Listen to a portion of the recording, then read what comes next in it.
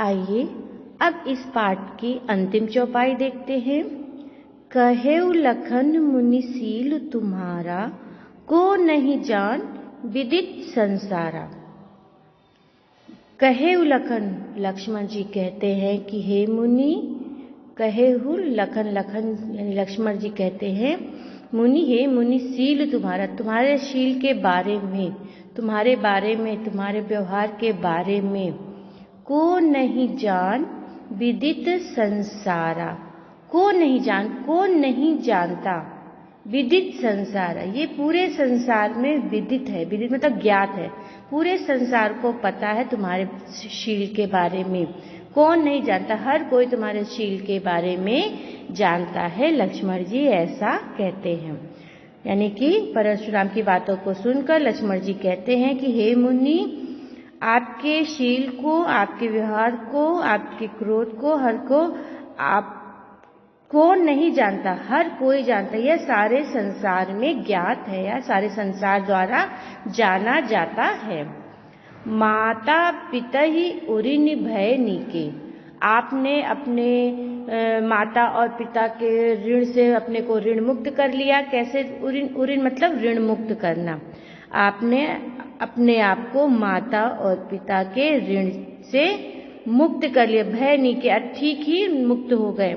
यानी जब उन्होंने अपने माता पिता की मृत्यु का बदला ले लिया था, इस तरह से वो अपने पिता के ऋण से मुक्त हो गए थे। तो वही यहाँ पे कह रहे हैं लक्ष्मण जी कि माता और पिता के ऋण से, ऋण होना मतलब ऋण मुक्त होना, ऋण मतलब ऋण मुक्त होना। भय नीके, आप अच्छे ही माता पिता के ऋण से तो मुक्त हो चुके थे। गुरु ऋणु, गुरु का ही ऋण रह गया था। गुरु ऋणु रहा सोचु बड़ जी के, और आप पर सिर्फ गुरु का ऋण रह गया था, वही आप सोच रहे कि वही एक बचा रह गया है।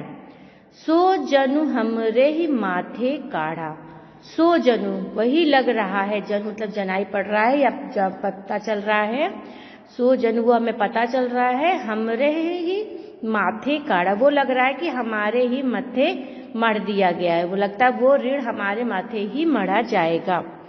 दिन चली गए ब्याज बड़ बाड़ा, कई दिन बीत गए हैं, वो गुरु के ऋण को लिए हुए, जैसे कि ऋण लेते हैं तो अगर उसका ऋण को चुकाते नहीं है तो उसका ब्याज बढ़ता जाता है और पैसे और बढ़ते जाते हैं। उसी तरह यहाँ पर लक्ष्मण जी कह रहे हैं कि आपके ऊपर गुरु का ऋण रह गया था, वो अब दिन चली गए, कई दिन बीत गए गुरु के ऋण लिए हुए, ब्याज बढ़ बाड़ा मतलब बहुत अधिक ब्याज बढ़ गया है, यानी इंटरेस्ट उस पर बहुत बढ़ता चला जा रहा है। कई दिन बीत गए, उस पर इंटरेस्ट बढ़ता जा रहा है।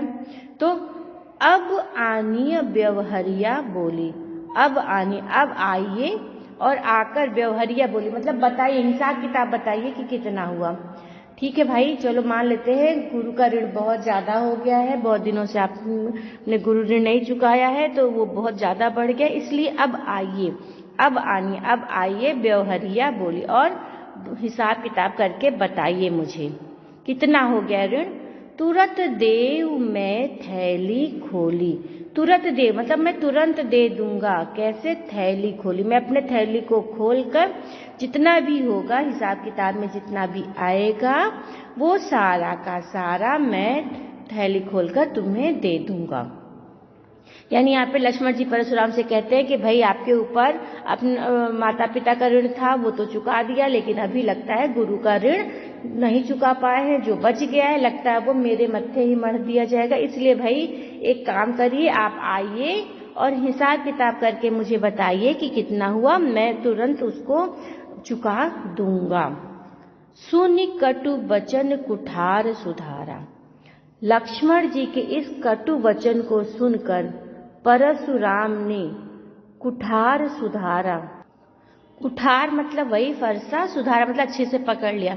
सुनि कटु वचन, लक्ष्मण के कटु वचन को, कठोर वचन को सुनकर, सुनि कटु वचन, लक्ष्मण जी के कठोर वचन को सुनकर परशुराम ने क्या किया, अपना कुठार सुधारा, अपने कुठार यानी फरसे को अच्छे से सुधार कर पकड़ लिया।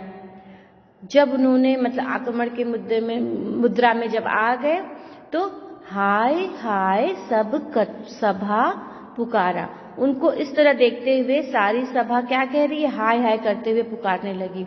हाय हाय सब सभा पुकारा, सभा के सारे लोग हाय हाय करके बोलने लगे, मतलब कि मत करो ऐसा करके बोलने लगे। हाय हाय सब सभा पुकारा, सभा के लोग रुक जाओ ऐसा मत करो करके बोलने लगे। भृगुबर परसु दिखावहु मोही, यहाँ पर फिर लक्ष्मण जी बोल रहे हैं। भृगुबर यानी भृगुवंश के, भृगुवंशी कौन थे, परशुराम, परशुराम के लिए कह रहे हैं कि भृगुबर भृगुवंशी परशुराम जी परसु यानी अपना फरसा दिखावहु मोही, मुझे दिखा रहे हैं, क्या, अपना फरसा दिखा रहे हैं। परशुराम जी मुझे अपना मोही मतलब मुझे दिखा रहे हैं, अपना फरसा दिखा रहे हैं, ठीक है। लेकिन विप्र विचारी बचों नृप दोही, ठीक है। विप्र विचार, विप्र मतलब ब्राह्मण, लक्ष्मण जी कह रहे हैं कि ब्राह्मण विचार, विप्र विचार मतलब ब्राह्मण समझकर, विप्र विचार मतलब ब्राह्मण समझकर, बचो नृप दोही, नृप दोही मतलब राजा का द्रोही, राजा का द्रोही कौन, यानी कि परशुराम के लिए कह रहे हैं कि विप्र ब्राह्मण समझकर मैंने अभी तक राजा के द्रोही को छोड़ दिया था, अभी तक मैंने इनको कुछ नहीं बोला, क्यों, क्योंकि इन्हें ब्राह्मण समझकर मैंने इन्हें छोड़ दिया, नहीं तो ये राजा द्रोही है, राजद्रोही को बहुत कठिन सजा मिलती है। लेकिन सिर्फ चूंकि ये विप्र यानी ब्राह्मण देवता है, इसलिए मैं ये अभी तक बचे हुए थे। मिले न कबहू सुभट रन गाढ़े, मिले न कबहू, मिले नहीं कभी, लगता है इन्हें अभी तक कभी भी या अभी तक कोई भी सुभट रन गाढ़े, युद्ध भूमि में कोई अच्छा योद्धा, सुभट मतलब अच्छा योद्धा, रन गाढ़े युद्ध भूमि में कोई अच्छा योद्धा अभी तक नहीं मिला। ऐसा लगता है कि अभी तक उन्हें कोई अच्छा योद्धा नहीं मिला, सुभट अच्छा योद्धा नहीं मिला है। द्विज देवता घर ही के बाढ़े, द्विज देवता मतलब ब्राह्मण देवता, घर ही के बाढ़े, ब्राह्मण देवता घर के ही बड़े हैं। इन्हें लगता है अभी तक कोई अच्छा योद्धा नहीं मिला, ये ब्राह्मण देवता तो घर के ही बड़े हैं। द्विज देवता मतलब ब्राह्मण देवता, घर ही मतलब घर के ही, बाड़े मतलब बड़े यानी घर के ही शेर है, लगता है अभी तक इन्हें कोई अच्छा सा योद्धा नहीं मिला है। अनुचित कही सब लोग पुकारा, जब लक्ष्मण जी ने ऐसा बोला, अब लक्ष्मण जी ने ऐसा बोल दिया तो सभी लोगों ने, सभा के लोगों ने क्या बोला, अनुचित कही, अनुचित है मतलब ये गलत बात है, अनुचित कही सब लोग पुकारे, अनुचित करते हुए सब लोगों ने बोला, यानी कि लक्ष्मण के इतने कठोर वचन को सुनने के बाद सभा के लोग भी ये गलत है कहने लगे, करके सबने लक्ष्मण को मना किया कि ये क्या बोल रहे हो, कुछ भी हो, परशुराम जी बड़े हैं, उनके सामने ऐसा नहीं बोलना है। तब रघुपति सयनहि लखनु निवारे, तब रघुपति मतलब प्रभु श्री राम ने, सयने मतलब इशारे से, लखनु यानी लक्ष्मण को निवारे मना किया, तब रघुपति ने इशारे से लक्ष्मण जी को मना किया, यानी उनको चुप रहने का आदेश दिया। अब हम अंतिम दोहा देखते हैं इस पाठ का। लखन उतर आहुति सरिस, भृगुबर कोप कृसानु, बढ़त देख जल सम बचन, बोले रघुकुल भानु। लक्ष्मण के जो उत्तर थे, यानी परशुराम के हर बात के जवाब में जो लक्ष्मण जी उत्तर दे रहे थे वो कैसे हो रहे थे, आहुति सरिस, आहुति के समान थे। आहुति क्या होता है, जब हम हवन करते हैं तो उसमें जो समिधा डालते हैं, हवन सामग्री डालते हैं, उसको आहुति कहते हैं, आहुति देना कहते हैं।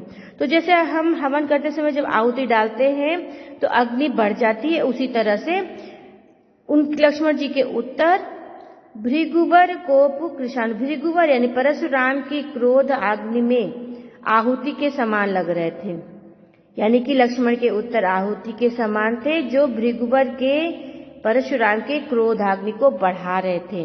तो परशुराम की क्रोधाग्नि को बढ़ते देख, बढ़त देख, बढ़ते देख, किसे बढ़ते देख, परशुराम के क्रोध को बढ़ते देख, जल सम वचन, जल के समान वचन, बोले रघुकुल भानु, रघुकुल भानु मतलब रघुकुल में भानु, सूर्य के समान, यानी रघुकुल भानु सूर्य के समान यानी श्री राम जी जल के समान वचन बोलते हैं।